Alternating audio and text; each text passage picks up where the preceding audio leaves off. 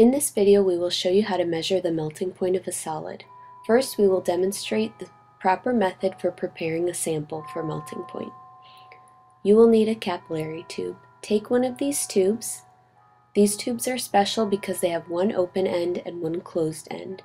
You will dip the tube into some of your solid sample, and then you will use the open-ended glass rod to help your sample get into the bottom of the capillary. Drop it into the tube, closed end down. This will help knock the sample down into the bottom of the capillary tube so you get an accurate melting point reading. Do this several times to make sure all of your solid is at the bottom of the tube. This is how it will look when you are finished. Now we will turn on the DigiMelt. The on-off switch is at the back of the instrument. Turn it on, and then press Start/Stop to get it into the set mode. Press Start Temp and set this temperature about 10 degrees cooler than the literature value melting point of your solid. Once you have set your temperature, now press Ramp Rate. You can set it to 5. At the stop temperature, you'll want this to be about 5 degrees warmer than your literature value of the melting point.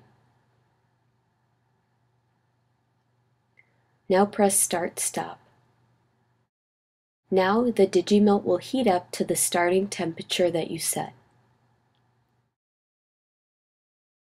Now we are almost at the temperature that we would like to be at. We want our sample to be ready at this point so we can simply insert it and begin our experiment.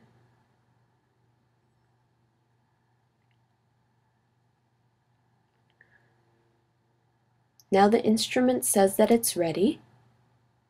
We can put our sample in any of the 3 holes available. Put your capillary in and then press Start/Stop to enter melt mode. You should see the light next to melt turn on.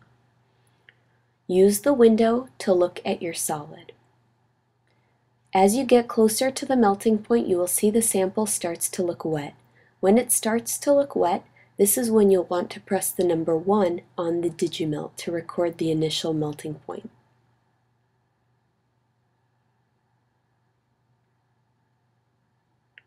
Continue to watch your sample.